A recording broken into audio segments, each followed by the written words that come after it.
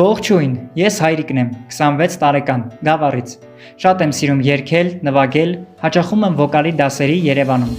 Սոցիալ-հոգեբանական վերականգնողական ծրագրի դասընթացներին հաճախելով սկսեցի մեկ այլ կողմից ինձ ճանաչել ու երբեք չամաչել։